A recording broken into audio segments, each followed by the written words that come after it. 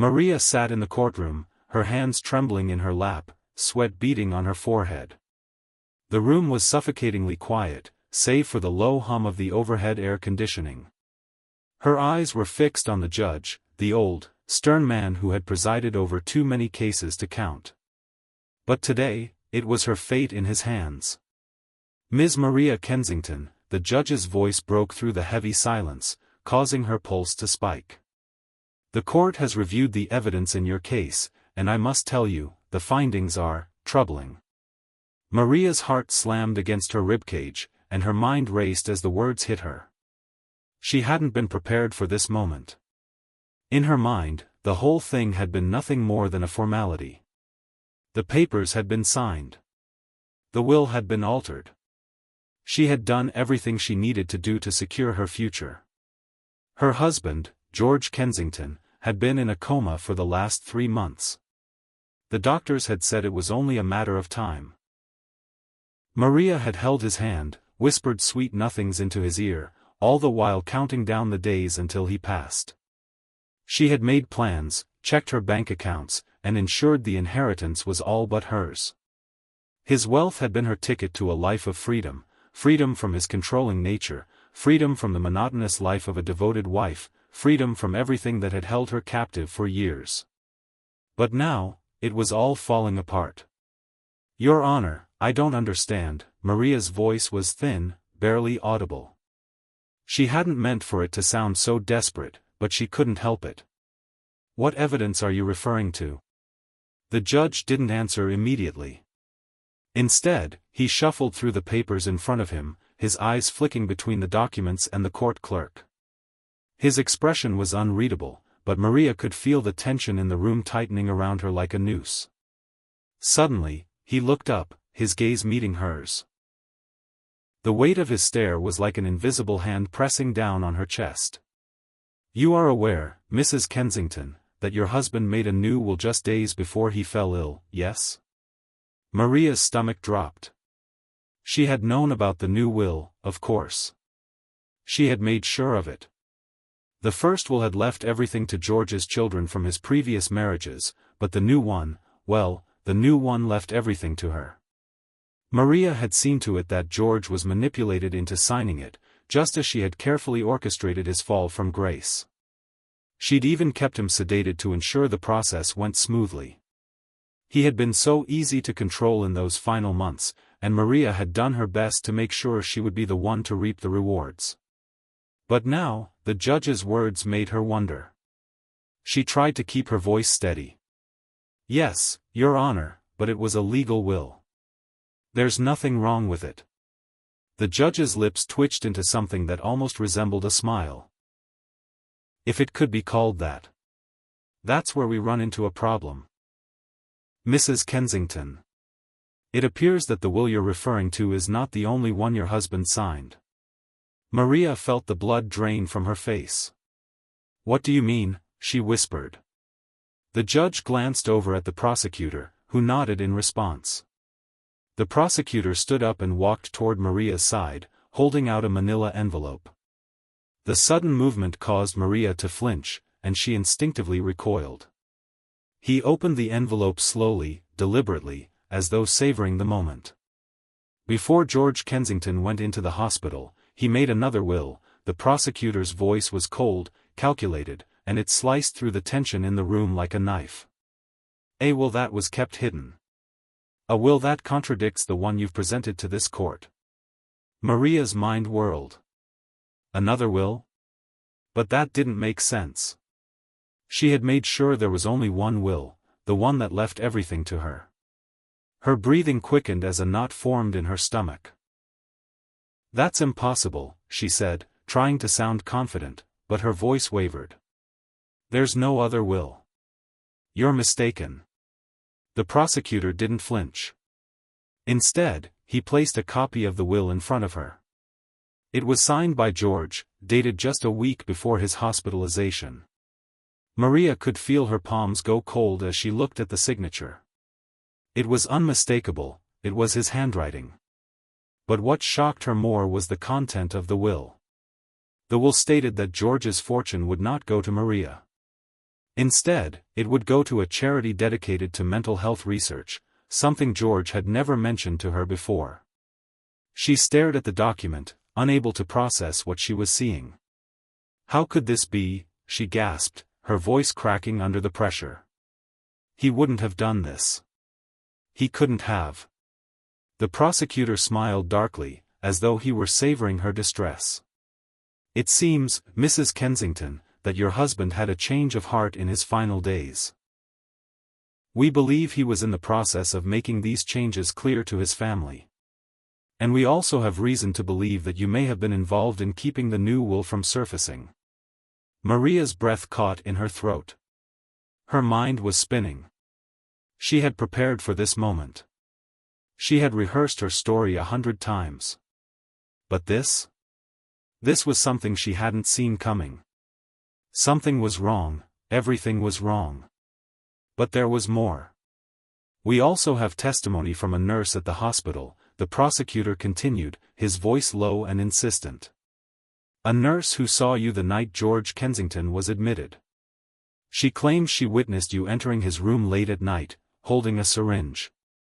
You told her you were administering his medication. But, according to her statement, there was no prescription for the drug you were carrying. Maria's blood ran cold. She could feel her heartbeat pounding in her ears. The nurse. The syringe. How had they known?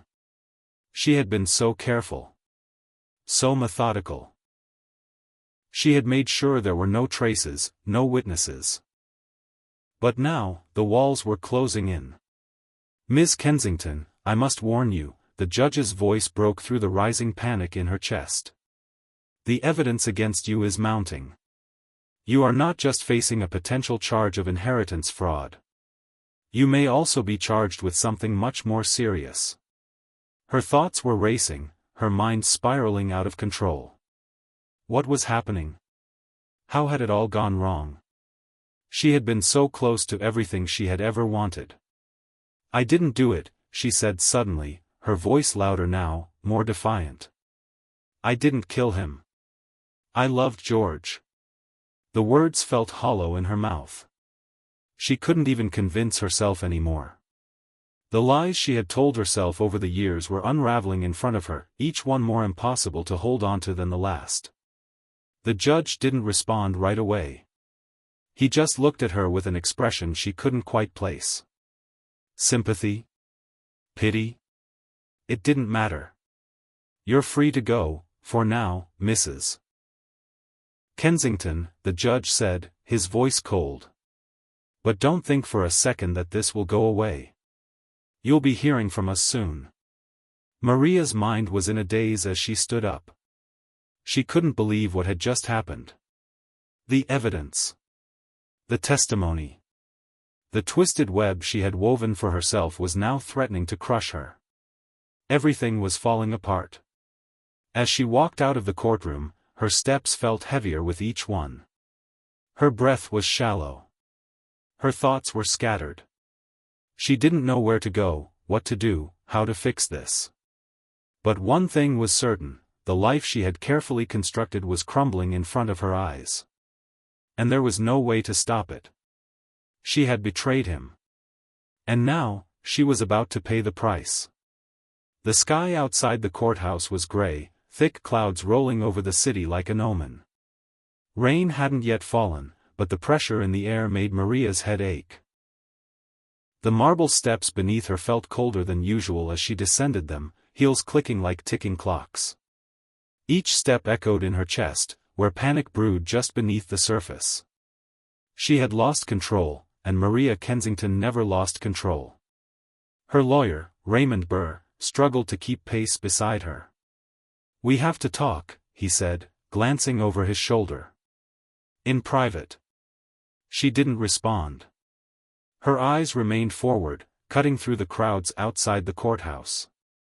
Reporters were already starting to gather. Microphones. Flashbulbs.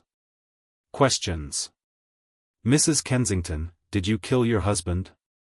Are the new will and hospital claims true? Is it about the fortune, Maria?" She kept her chin up and her eyes cold. George always said she had a queen's posture. Now, walking through the chaos, she had never needed it more. Once in the car, Raymond slammed the door shut and let out a breath. Jesus Christ, Maria. Why didn't you tell me there was another will? I didn't know, she said flatly. Raymond raised an eyebrow. Come on. I've represented you for over a year now. If I'm going to protect you, I need the truth. I'm telling you the truth, she snapped. There is no other will. He stared at her for a long moment, tapping his fingers on the leather armrest. Then he leaned forward. Do you remember the name Naomi Spencer? Maria flinched. Raymond saw it. Interesting, he said, eyes narrowing. Because the nurse who testified, well, the one who gave the anonymous statement, I should say, used to work for your husband, as his home care assistant. A few months before he was admitted. Maria turned her head, staring out the rain-spotted window. The first drops had begun to fall. She was fired, Maria said quietly. George told me she was stealing medication. I caught her going through his personal drawers. We dismissed her. Raymond nodded slowly. Except Naomi claims she was let go because she questioned the dosages you were giving George. She said she saw you adjust his medications more than once without a prescription. And, he said, drawing a long breath, she's now willing to testify under oath. Silence filled the car. Maria clenched her fists. She's lying, she said. She was obsessed with George. Always overly involved. She thought she had a connection with him. When he made it clear he wasn't interested, she got vindictive. Raymond didn't comment. He just opened a file from his briefcase and slid a page across to her. It was a copy of the real will, the one she'd seen in the courtroom. George's signature looked fresh, alive, like he had only signed it yesterday. It was dated exactly 7 days before his coma. Maria stared at the date. She remembered that week clearly. George had seemed off. Quieter. As if he was carrying something. She had assumed it was the illness, the weakness. But what if he'd already made his decision then? Raymond's voice broke into her thoughts. There's more. A private investigator your husband hired. 6 weeks before his hospitalization. George suspected he was being poisoned. Maria's head snapped around. What? Raymond nodded slowly. That's right. His family gave me the name of the investigator this morning. Apparently, George didn't trust anyone, not even them. He thought someone was slowly making him sicker. He couldn't prove it, but he kept a journal. That's been entered into evidence now. Maria's breath caught. She had seen that journal. She had burned it. Or so she thought. Raymond continued, you need to understand the seriousness of this, Maria. Right now, you're under investigation for fraud. But if they find solid evidence that you altered George's medication, or worse, they'll come after you for attempted murder. Possibly even murder if they link anything to his death. But he died of heart failure, Maria said. That's official. Heart failure that may have been induced by a cocktail of drugs he wasn't supposed to be taking. That's what they're claiming now. We need to get ahead of this. I want to see that nurse, Maria said suddenly. Raymond blinked. What? Naomi Spencer. I want to see her face to face. Raymond shook his head. No. That's a terrible idea. I need to know what she's planning. What she thinks she knows. He paused. You're playing a dangerous game, Maria. She turned to him, her voice cold and clear. So am I the only one who's been playing it? That night, Maria walked through the quiet halls of her estate. The house was silent now without George's deep voice or the endless ticking of his antique clocks. In their place was something heavier. Something like guilt, but more confusing. She had told herself for years she didn't love him, not really. But she had once. In the library, she poured herself a glass of wine and stared at the painting above the fireplace. George, 20 years younger, arms crossed, the hint of a smile. She had been so good at telling lies. Even to herself. Her phone buzzed. A number she didn't recognize. She answered anyway. "I didn't expect to hear from you," said a calm, female voice on the other end. Maria's fingers tightened around the glass. "Naomi? You've been asking about me." "I want to talk," Maria said. There was a pause. "I'm listening." Face to face. "No lawyers. Just us." "You mean no witnesses?" Maria closed her eyes. "I'm not here to threaten you. I just want answers." There was another pause, then Naomi said, "Tomorrow. St. Bartholomew's Park. Noon. Come alone." The line went dead. The next day, Maria arrived 10 minutes early. The park was quiet, a light fog hanging over the trees. She wore sunglasses and a long coat, keeping her head low. Naomi was already there, seated on a bench near the duck pond, feeding crumbs to a few pigeons. She looked older, thinner. But her eyes were sharp as ever. "You look well," Maria said cautiously. Naomi didn't look at her. George would have hated all of this. Maria stayed silent. "I tried to warn him," Naomi said softly.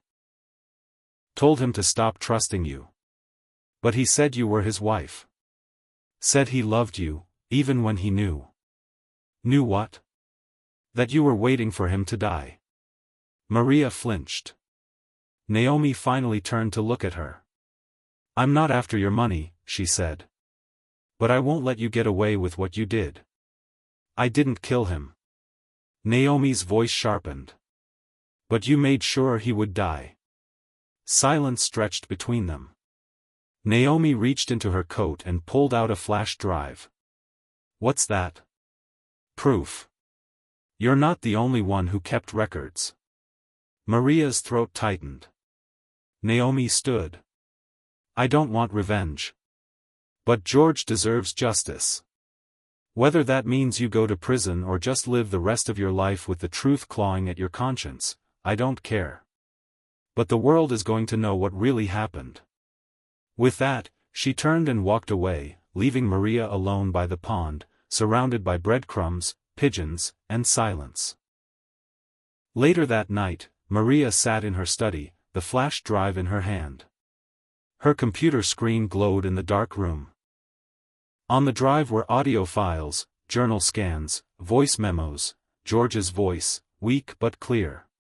Entry 14. "I'm beginning to suspect Maria is behind the sudden changes in my health. I haven't confronted her. I can't. If I'm wrong, it will destroy everything. But if I'm right." The recording ended. Maria buried her face in her hands. Was she a monster? She hadn't poisoned him, not really. Just made things move faster. He was already dying. She just helped fade along. That's what she had told herself. But now, hearing his voice, it felt different. Real. Raw. Another file opened. This time, it was a video. George was sitting in his library chair, pale and worn. He looked straight into the camera. "If anything happens to me, check the medications. Check the dates. She's clever, but she's not perfect." Maria stood up abruptly, her chair scraping back across the floor. Her knees were shaking. She'd told herself she was doing it for survival, for freedom. But as the screen faded to black, one truth echoed louder than all her justifications. George had known. He had known the whole time. The silence in the study felt different now. Maria had always been comfortable with silence. She used to find power in it, how it made others uncomfortable, how it gave her time to think, to measure her words, to calculate. But this was a new kind of silence. Not elegant, not powerful. This was a suffocating quiet. The kind that follows someone who knows the world is closing in. She stared at the black screen where George's face had disappeared only moments ago. His voice still echoed in her mind, soft, weak, but terrifying in its certainty. She's clever, but she's not perfect. He had been dying, and still thinking. Still watching her. Still recording. Maria stood slowly, her legs stiff beneath her. The wine she'd poured hours earlier sat untouched. Her throat felt dry. Her pulse hadn't returned to normal since she left the park. Naomi's words kept looping in her head. But George deserves justice. Was that what this was all about? Justice? Or revenge? She should have destroyed the flash drive. But she couldn't. Not yet. Some twisted part of her wanted to know what else he'd recorded, what other pieces he had left behind. He had been more careful than she'd ever given him credit for. Perhaps smarter, too. And now it was her turn to be careful. The next morning, Maria returned to the lawyer's office. Raymond looked exhausted. His tie was loosened, and his desk was littered with legal pads, documents, and half-drunk coffee. "You look like you've seen a ghost," he muttered as she sat. "I did," Maria replied. "His name is George." Raymond narrowed his eyes. "What does that mean?" "I saw Naomi. She gave me something." Maria pulled out the flash drive and placed it on the desk between them. Recordings. Journal entries. Videos. All from George.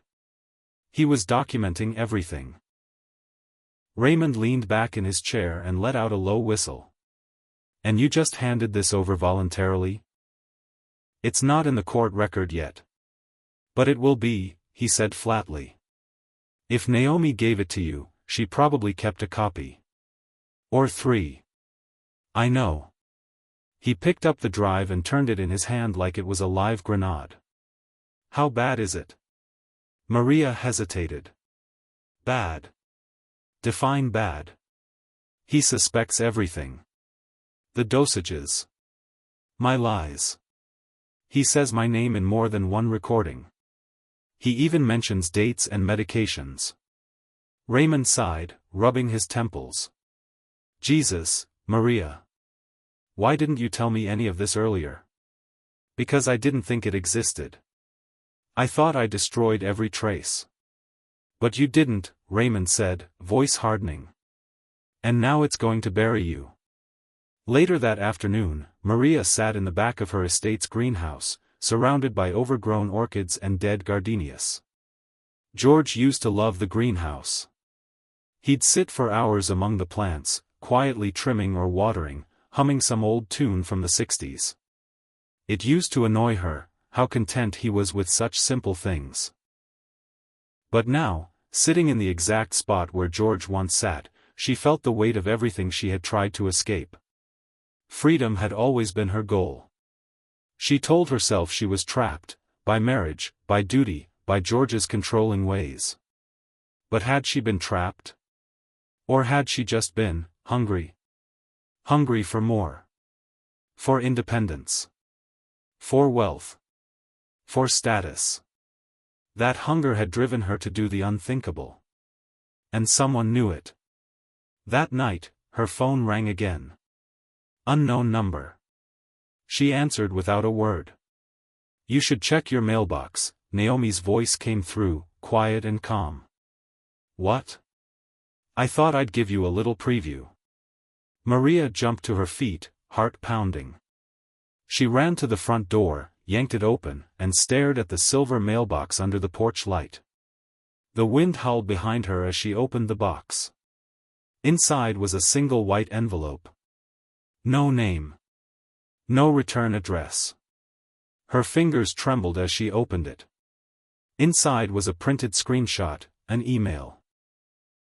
It was addressed to an anonymous news tip line.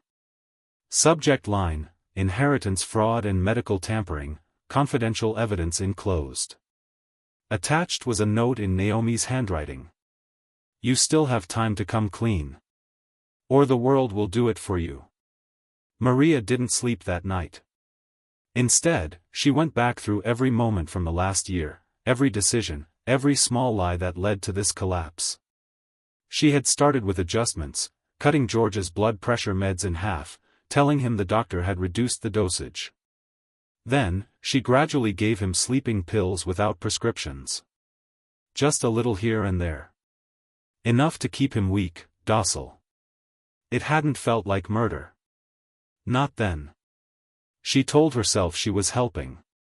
Helping him rest. Helping him suffer less. Helping herself escape. But looking back now, it was exactly what Naomi claimed. She hadn't injected poison into his veins. But she had watched him slip away. Silently. Intentionally. And now she had to decide. Run or fight. The next morning, Maria went to see George's oldest son, Daniel. They hadn't spoken in months. Not since the reading of the will. He had been furious, raging, even screaming that she manipulated his father, that she had sucked the life out of him, and walked away with everything. But now the tables were turning. She needed Daniel on her side. His office was on the 34th floor of a steel high-rise downtown. A real estate company George helped fund years ago. Daniel had taken it over in his early 30s and grown it into a mid-sized empire. When she entered the lobby, the receptionist looked startled. Mrs. Kensington. I wasn't expecting. Tell him it's urgent. 10 minutes later, Daniel stood in his doorway, arms crossed, jaw clenched. You've got 2 minutes. Maria stepped inside. I know you don't want to hear anything from me, she began. But I need you to listen. I stopped listening to you the day you erased my father's will, he snapped. I didn't erase it. You replaced it. I thought it was what he wanted, she said. But I was wrong. And I think, he knew I was wrong too. Daniel's brows knit together. I've seen the files. The videos. The journal entries. Naomi gave them to me. George left a trail. He knew what I was doing. Daniel didn't speak. But you need to know, Maria continued, someone is planning to make this public. It'll destroy the company's legacy. Your father's name. Your business. The entire Kensington estate. Daniel scoffed. You think I care about your reputation? I don't care about mine anymore, she said, voice hollow. But if you want your father's memory to survive, if you want the truth to be told the right way, we need to control the narrative. Together. He stared at her. For the first time in months, he saw something new in her eyes. Fear. Not the manipulative kind. Real fear. You've got 30 seconds left, he said. But this time, his tone was less cold. Maria took a breath. I want to make it right. If I go down, fine. But I don't want George's last months to be twisted by the media. He deserves better than that. You deserve better. Silence stretched. Then Daniel spoke. Send me everything you've got. If even half of what you're saying is true, we might be able to control this. That night, Maria stood in George's study again. She placed the flash drive into the fireplace. The flames took to it quickly, plastic twisting and cracking, metal warping. She didn't know if it would be enough. But it was a start. The next morning, she made the call. The district attorney's office. This is Maria Kensington, she said. I want to schedule a voluntary statement. I have information regarding my late husband's condition and the events leading up to his death. The voice on the other end was stunned. But it didn't matter. The story had begun with betrayal, but now it was shifting. She wasn't looking to escape anymore. She was finally ready to face the truth. The walls of the district attorney's office were colder than Maria expected, modern, sharp-lined, clinical. A far cry from the warmth and power of the Kensington estate. No paintings on the walls. No flowers on the desk. Just hard chairs, a humming overhead light, and the sensation that every movement was being recorded, every breath measured. She sat in the waiting room alone, dressed simply in black slacks, a gray blouse, and no jewelry. No designer scarf. No bold lipstick. She had stripped herself of anything that might look like arrogance or privilege. She didn't want the DA's office to see Maria Kensington, the wealthy widow. She wanted them to see Maria, the woman who had made a terrible mistake, and maybe, finally, was ready to admit it. The door opened. A woman stepped in, holding a legal pad and wearing the tired expression of someone who'd heard too many lies in her career. "Mrs. Kensington?" she asked. Maria stood. "Yes. I'm ADA Lisa Harrington. Come with me." They walked down a long hallway, Maria's heels echoing off the tile. She felt small, exposed. And she hated it. But she didn't fight it. Not this time. The interrogation room was simple: table, 3 chairs, a pitcher of water, a single camera mounted in the corner. Harrington gestured for her to sit, then took the seat opposite. A younger man joined them, tall, buzz-cut, likely a junior investigator. He gave Maria a brief nod but said nothing. "We're recording, as you know," Harrington said. "You're here voluntarily, and you're not currently under arrest. That could change depending on what you tell us." Maria nodded. "I understand." Harrington leaned forward slightly. "Start wherever you want. But I suggest you don't leave anything out." Maria folded her hands on the table and stared at them for a long moment. Then she began. "It didn't start with murder," she said. "I need you to understand that. I didn't plan to hurt George, not in the beginning. I married him young. He was already established. Wealthy. Confident. Older, obviously. I thought I loved him. And maybe I did. But love, it changes." She paused, searching for the right words. "After the first few years, I started to feel like a guest in my own life. George controlled everything. The finances. The staff. My time. He wasn't cruel, not outwardly, but I was suffocating. I started to resent him. Quietly at first. Then loudly." She glanced up at Harrington, who was scribbling something. "I know what this sounds like. Poor little rich girl, unhappy in her mansion. But it wasn't about the money. It was about having no power." "And so?" Harrington asked. Maria swallowed. "And so, when George started getting sick, I didn't help. Not the way I should have." "You mean you let his condition worsen?" Maria nodded slowly. "He was on several medications. I had access to all of them. He trusted me completely. I didn't overdose him. I didn't poison him. But I manipulated the timing. I skipped doses. Sometimes gave him less than prescribed. Occasionally more." The younger investigator leaned forward, interest sharpened. "And why did you do that?" Maria met his eyes. "Because I wanted my life back." For the next hour, Maria laid it bare. She told them about the way George had started declining, how he became weaker, more paranoid. She told them about Naomi, the nurse who'd begun asking questions.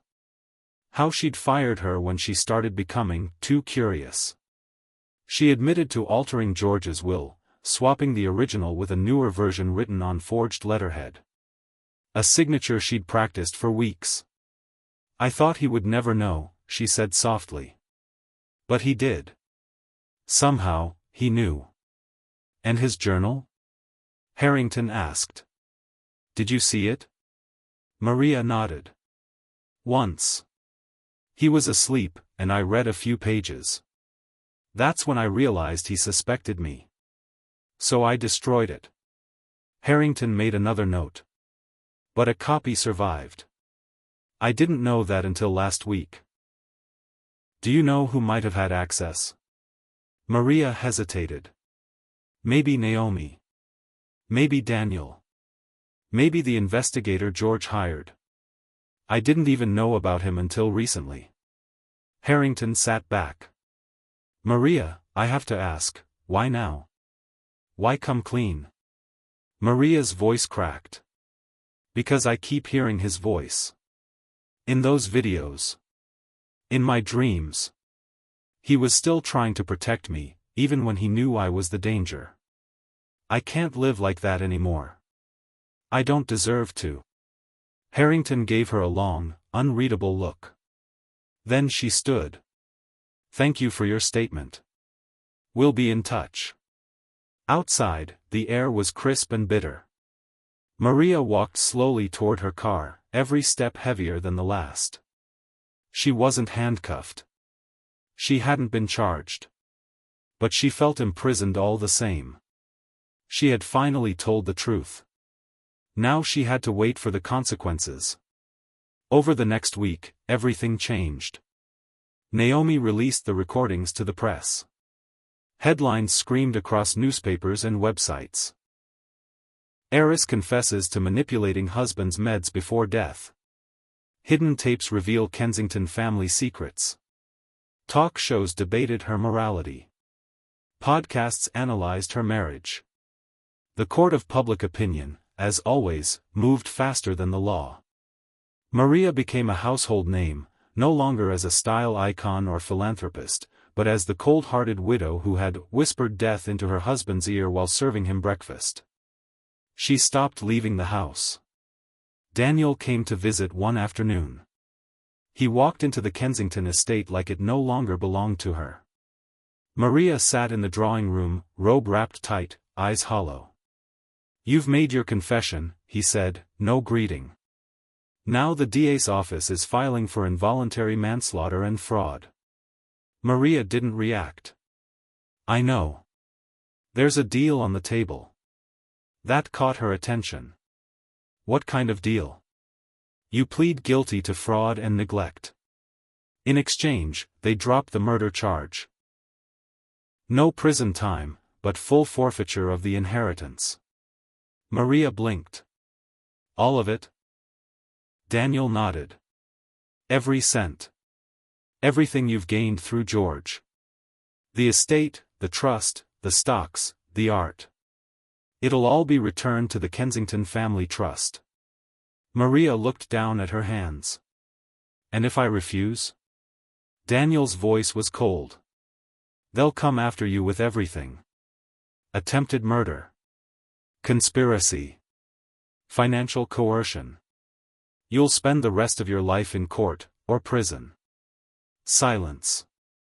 Then Maria laughed. A short, bitter laugh. I destroyed everything for a life I didn't even want, she whispered.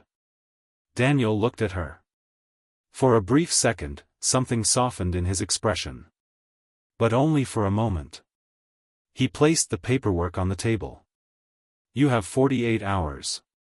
That night, Maria stood alone in the hallway of the estate. Every photo she passed now looked like a lie. Smiling holidays. Fancy galas. Carefully curated images of a life well lived. She stopped at the painting of George in the library, the same one she used to scoff at. Now, it felt like he was watching her. Maybe he always had been. She poured herself a final glass of wine and walked into the garden. The air smelled of wet earth and regret. She stared up at the night sky.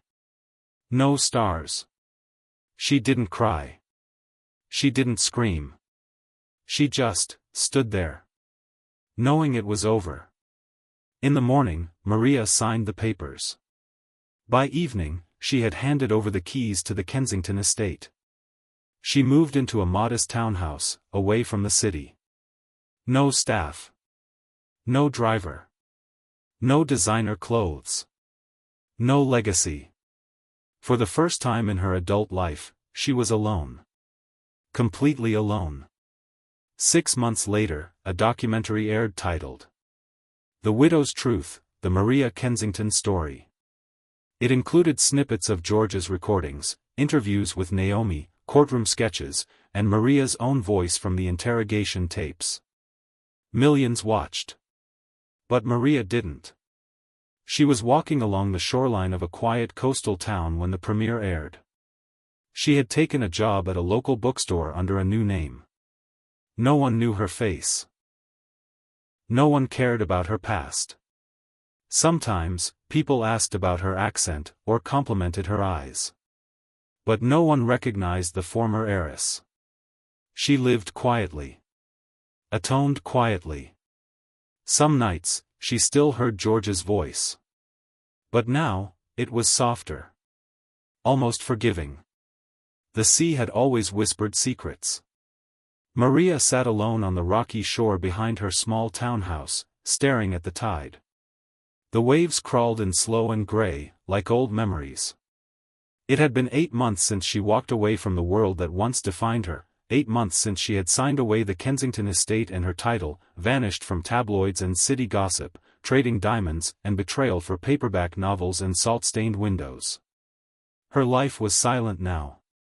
Not the suffocating silence of guilt or deception, but the kind that lets you breathe for the first time. She worked part-time at the local bookshop. Stocked shelves. Brewed bitter coffee. Answered to the name Margaret. No one suspected the woman dusting the travel guides used to sit front row at Fashion Week. But Maria still carried ghosts. They didn't scream anymore, but they whispered. Especially George. She still heard his voice some nights, from the recordings Naomi released. His tone, fragile but alert, lingered in her bones. If you're hearing this, I was right. And yet, something had always felt incomplete. As if George's words had hidden one last message. One final layer she had never uncovered. One rainy Tuesday morning, Maria found an envelope slipped through the crack of her bookstore's door. No return address. No stamp. Just her real name, Maria Kensington, written in thin, neat cursive. She froze. No one here knew her past. She opened it carefully, hands trembling. Inside was a single sheet of paper, a photocopy of something older. At the top, Kensington Family Legal Trust, Amendment Draft, handwritten, 2019. Her blood ran cold. She'd never seen this version. George had written it in his own hand, sloppy, but legible. It was a revised will. Not the forged one Maria had submitted. Not even the last official draft she had seen. This was something else entirely. It began. To whom it may concern. Should I die under circumstances I consider unnatural or suspicious, I wish for the following conditions to be enacted. Maria scanned faster. Then stopped. There, line 5. In such an event, I entrust my private counsel to seek out the original Kensington legacy record, stored in a safe place only known to my designated witness. This will override any previous document submitted by third parties. Maria blinked. Original Kensington legacy record? Designated witness? Who? She flipped the page.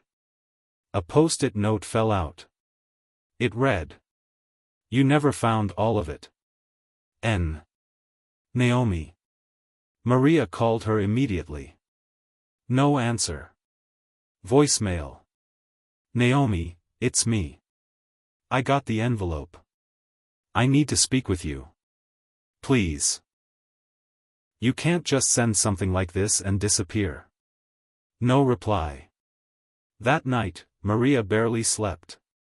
She kept replaying the word witness. Who had George trusted?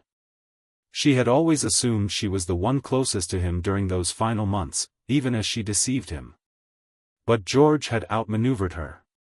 If this document was legitimate, he had left instructions. A witness. A key. Something no one had discovered, yet. She needed to know what it was. Not to reclaim the fortune. But because part of her still felt she didn't know the full truth. What if George had known something deeper? Something she hadn't even considered? What if his death wasn't only about her? The next morning, Maria packed a small bag and boarded a bus bound for the city. She hadn't been back since she left. Her name had faded from the press, but not completely. She wore a plain ball cap and large sunglasses, stuck to the corners of the station, and avoided eye contact. First stop, Naomi. She still lived in her modest two-bedroom apartment. Maria stood outside the door for a full minute before knocking. No answer. She knocked again. Firmer. Still nothing. Just as she was about to leave, a voice came from behind her. You shouldn't be here. Maria turned. Naomi. Hair shorter. Eyes harder. I got your envelope, Maria said. I figured you would. Why did you send it? Naomi crossed her arms. Because you think you've confessed.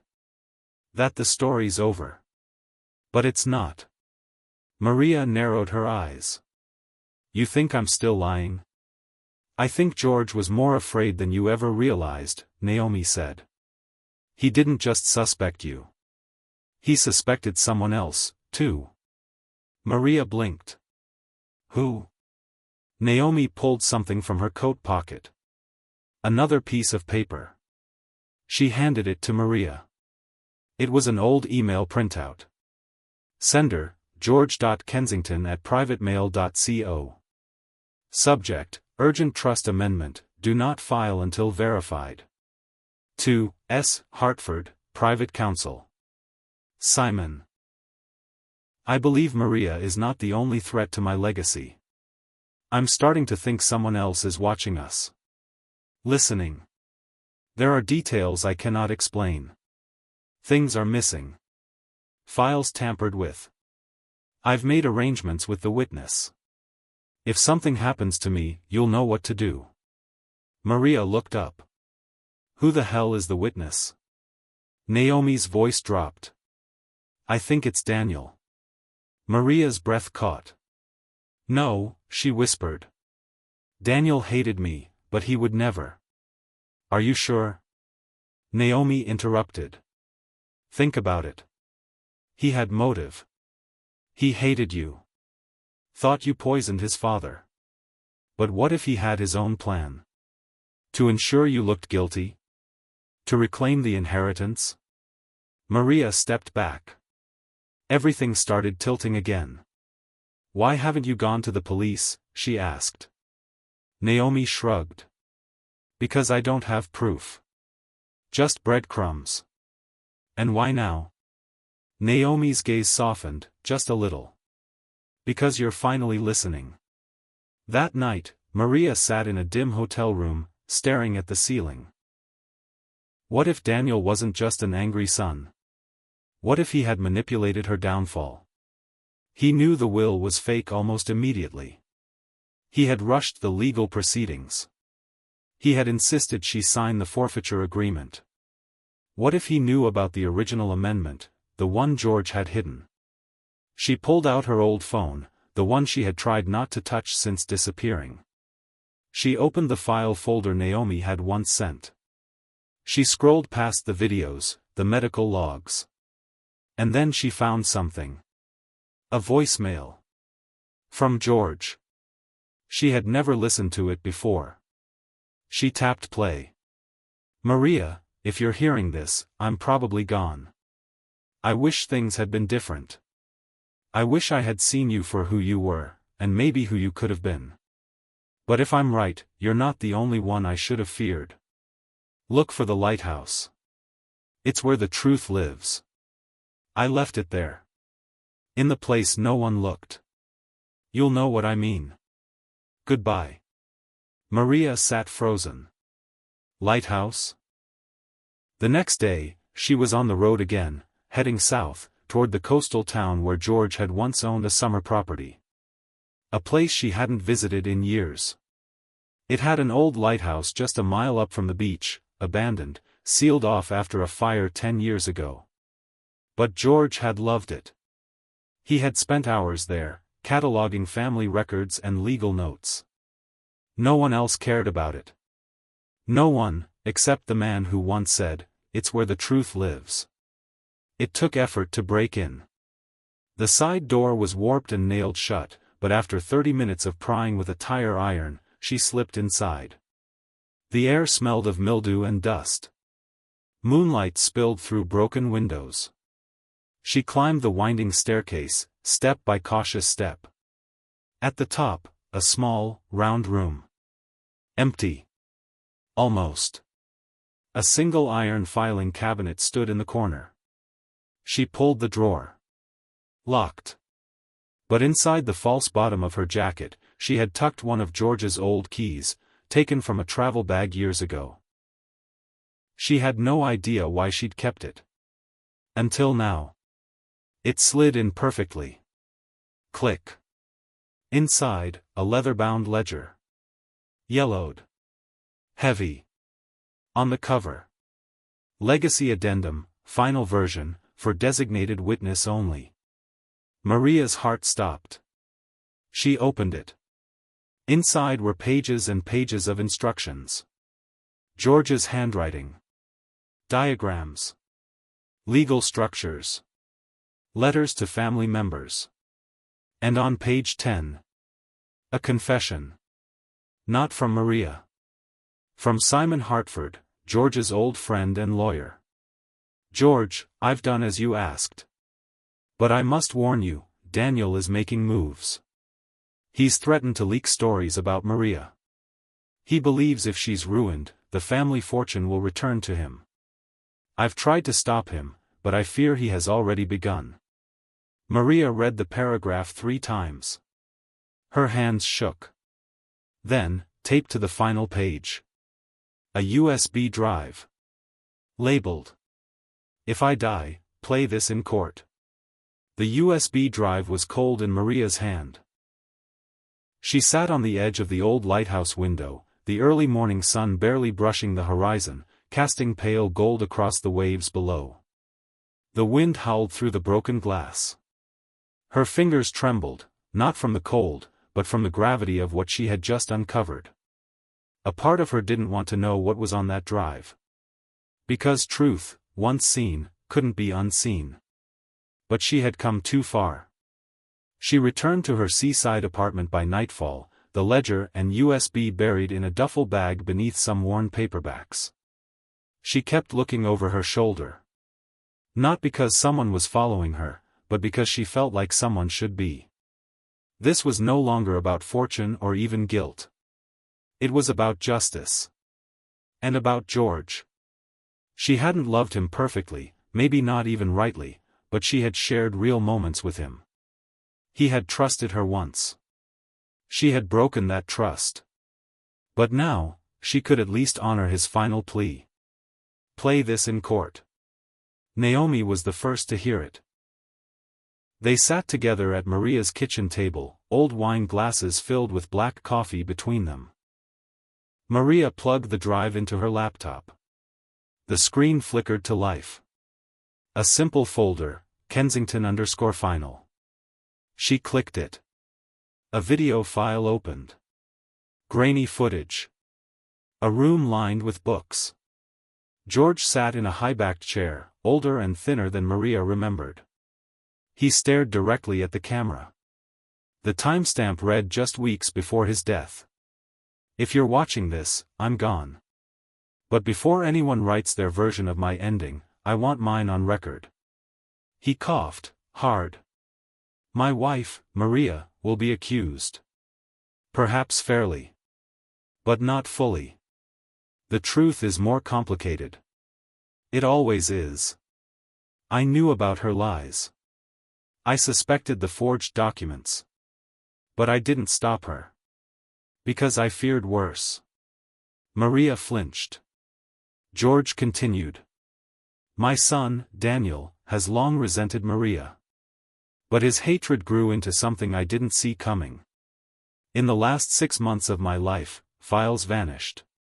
My nurse reported strange visits. Someone was feeding her money to keep quiet. I traced it back to Daniel's trust account. He wanted Maria to fall. But he wanted something more. He wanted to destroy the legacy itself, then rebuild it under his name. George looked straight ahead. I'm not leaving my fortune to anyone. It will go to the foundation. To fund care for the elderly who, like me, were manipulated and abandoned. Let my death mean something more than scandal. Let it build something better. Maria, if you found this, you were braver than I thought. And Daniel, if you're in court now, watching, know this. I loved you.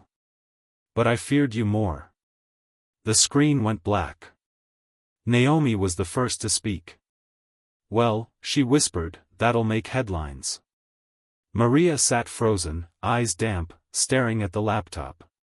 He didn't just forgive me, she said slowly. He understood me. No, Naomi corrected gently. He saw you. For everything you were. And still believed you could do the right thing. The next morning, Maria and Naomi stood before the Kensington County District Attorney. They turned over the ledger, the USB, and a sworn statement from Maria outlining the events she'd uncovered, including her role in the forged will. It was the hardest document she'd ever signed. I'm ready to accept whatever comes, she told the DA. But I need you to promise something. What's that? That George's real will, the one in that book, is honored. The investigation reignited instantly. Daniel Kensington, once a respected heir, was summoned back from Monaco, where he had been living off shell companies and private accounts. He walked into court 3 weeks later, smug in a navy suit. But as the USB footage played, the smirk left his face. Reporters outside scribbled furiously. Headlines exploded across the UK, US, and Australia. Kensington heiress redeems herself in court bombshell. Son or saboteur? George Kensington's final words expose hidden betrayals. From betrayer to whistleblower, Maria's stunning transformation. Daniel's legal team tried to challenge the video's authenticity. But the metadata, George's handwriting in the ledger, and testimony from George's private nurse sealed the truth. In the end, the court stripped Daniel of any legal claim. George's foundation received the entire estate, nearly £94 million. Maria faced legal consequences for the forged documents. But instead of prison, the court granted her a conditional pardon, given the new evidence and her role in exposing Daniel. Her punishment? She would serve 5 years in non-profit service for elder care advocacy. Maria didn't argue. In fact, she was relieved. 3 months later, Maria stood in front of a group of nurses and volunteers at a new elder care facility bearing George's name. The Kensington Haven. She was the last speaker of the day. She wore no diamonds. No title. Just a simple black dress. I wasn't a good wife, she began. I was a woman who made mistakes. Who let fear and greed whisper louder than love. But I loved George in my own way. And when the lies fell apart, I found something better than a second chance. I found a purpose. She paused. Some of you knew him as a businessman. Some as a patient. I knew him as a man who gave me one last gift, truth. And truth, even when ugly, is better than living a beautiful lie. Later that night, Maria visited the lighthouse one final time. She sat in the same window, waves below crashing with quiet violence. The ledger lay beside her. She had no reason to keep it anymore, but something inside her still clung to those handwritten pages. Not as proof, but as memory. She took out a pen. On the inside cover, she wrote, "Forgiveness doesn't erase the past. but it lets you walk forward without chains. She stood, tucked the ledger in her bag, and walked back down the spiral stairs, each step echoing with something deeper than guilt. Freedom. Epilogue. 6 years later. A young woman sat alone in a university library, thumbing through a biography on influential philanthropy cases. She paused on chapter 12. The Kensington Redemption. She read. In one of the most shocking estate disputes of the early 21st century, Maria Kensington emerged not just from scandal, but from silence, to expose corruption and create one of Europe's most impactful elder care foundations. Her story is a cautionary tale, a survival saga, and most of all, a testament to the power of facing our worst selves, and choosing better. The girl closed the book. And wrote in her notebook. Truth wins. Eventually.